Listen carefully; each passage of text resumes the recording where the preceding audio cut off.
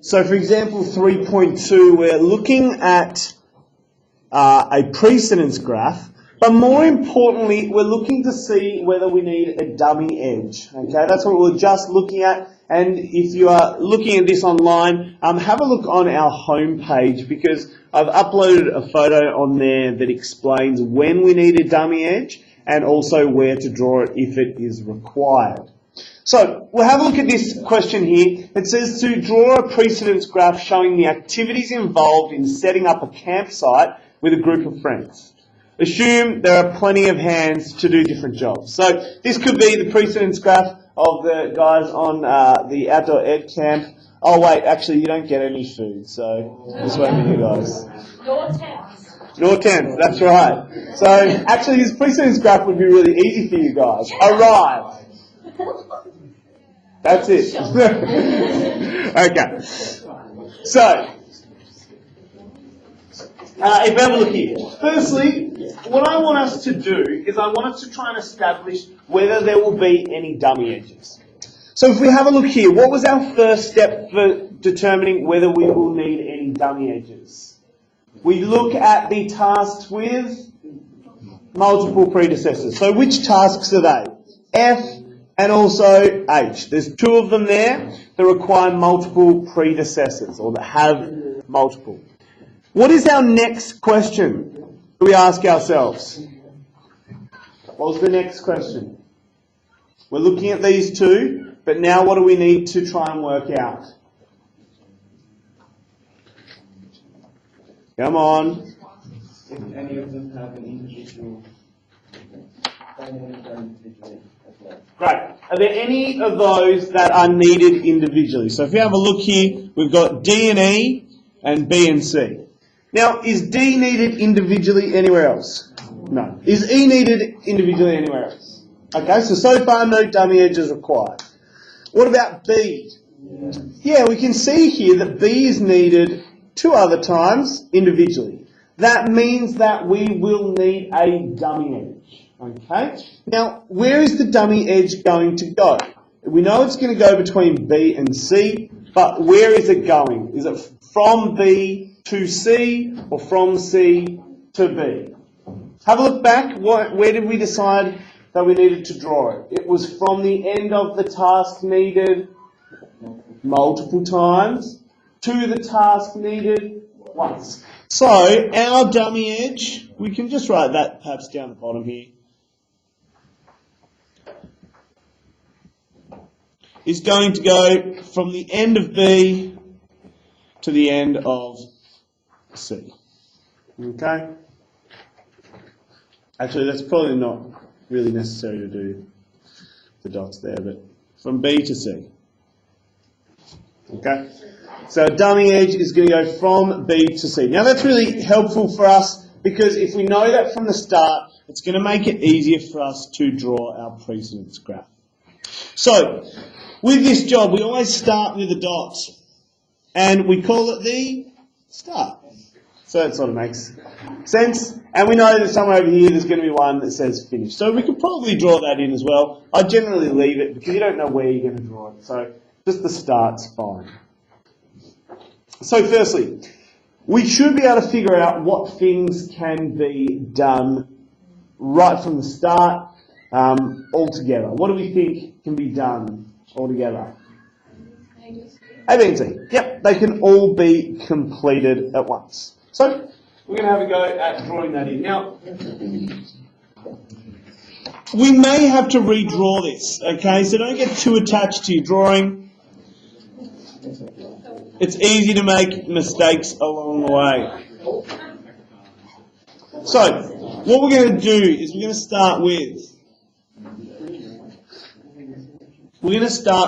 A, and what we're going to do is next to it, we're just going to put 15 because this is signifying its duration. So A, 15. Okay? We're then going to put in the middle B5, and down the bottom C3.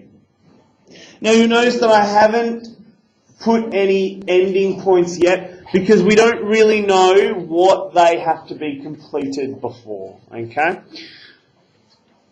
We then get to this point here, D.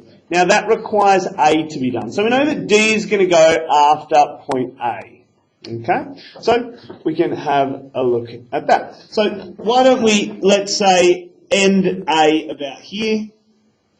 Actually, what we should do, is A should be a fair bit longer than B, because if you have a look at its duration, it's about 3 times as long. Now you don't have to draw it 3 times as long, but we should draw it a bit longer because it's going to take longer. So we'll draw it out here, and then we'll come across, and this is going to be D, which goes for 25 seconds. Okay? And we don't know really where that's going yet, but we'll get there a little bit later. Now if we have a look at E, E is our next one, so we've done A, B, C, and D. E, we can see that that just needs B to happen before it. Okay, so we know that that is going after B. Now here is where things can get a little bit tricky. If we have a look here, we know that there are a few other things that need B, so we can't just draw a line straight away. The other thing is, if we have a look here, part F, or task F, requires what? Both D and E to be completed, doesn't it? So if we know that D, let's say, goes to here, where does my task E need to finish up? It also needs to finish up there as well. Why is that? Because we're going to draw a line from there at task F. So this is task E, and it goes for 15. So we know that these two have to finish at the same point because they are required together. Now this is where the whole dummy edge comes in. If you have multiple predecessors and no dummy edge is required, they need to finish in the same spot. If a dummy edge is required, then they obviously don't need to finish at the same spot. So let's have a look now at G. We've done E and we haven't done F yet. We might leave F, but we can actually probably do it. If we have a look here, does anything require F as a predecessor? Does anything require F? No. So if nothing requires F, where should it finish? It should end at the finish. So we can put F in, and F can go straight to the finish.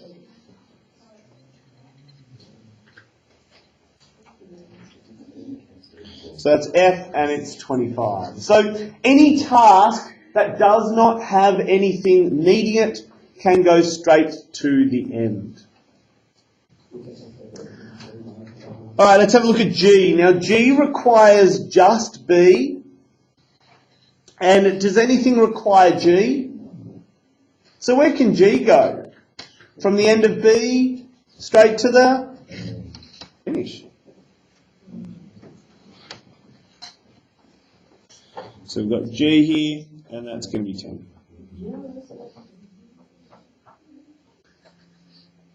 Now we get to H, and this is where our dummy edge comes in.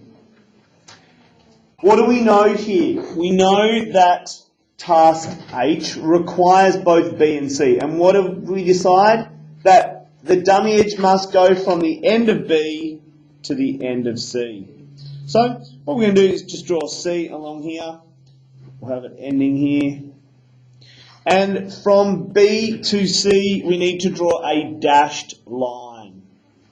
And we put in the letter X and the number 0.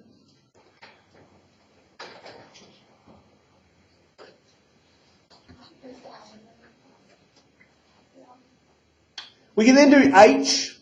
Now, can H go straight to the end? No, because I needs it. So we'll just sort of draw it on the way.